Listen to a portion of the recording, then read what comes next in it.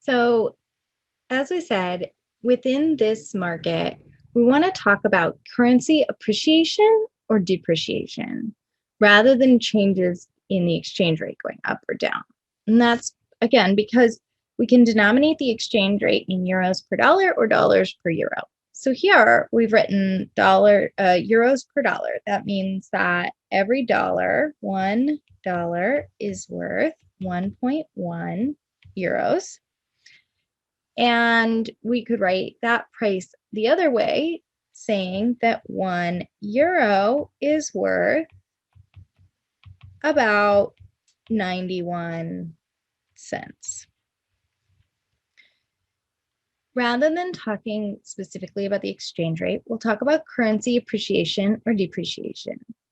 Suppose that we have an increase in demand for dollars. I know that an increase in demand for dollars means the value of the dollar will increase.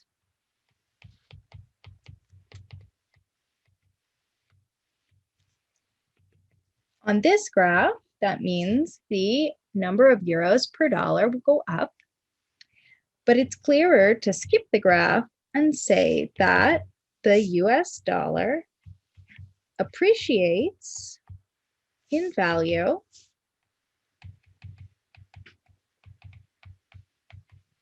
relative to the euro.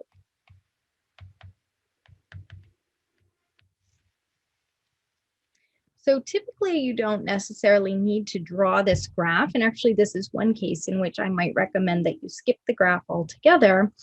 Rely on your sense of how supply and demand affect the value in the market to determine whether or not a currency is appreciating or depreciating.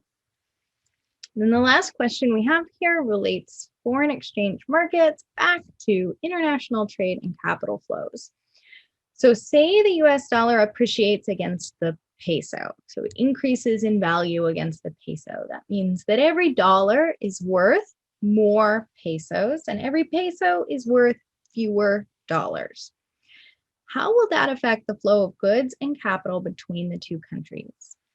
So as the dollar becomes more valuable, it becomes cheaper to purchase products that are produced in Mexico, right? Because every dollar buys more pesos and therefore buys more of what's being produced in Mexico. So this will increase imports into the US from Mexico. It also makes it more expensive for people in Mexico to buy goods produced in the US, right? Because each peso is now worth less compared to the dollar. So it's going to take more pesos to buy the same amount of products as before.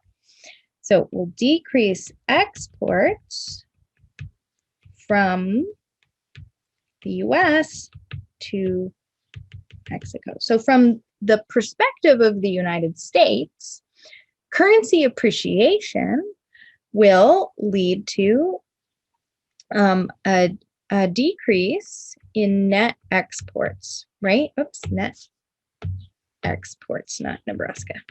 Net exports is equal to exports minus imports. Here, exports is going down, imports is going up. So overall, net exports will decrease. And of course, we know that net exports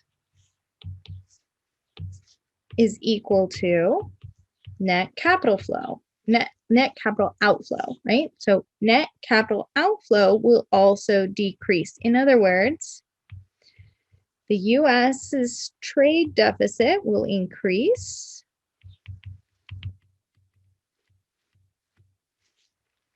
and that will result in a net a smaller net capital outflow, which is already negative. So if you're following that, it means that more capital will be flowing into the US, okay, as fewer goods are being exported and more goods are being imported.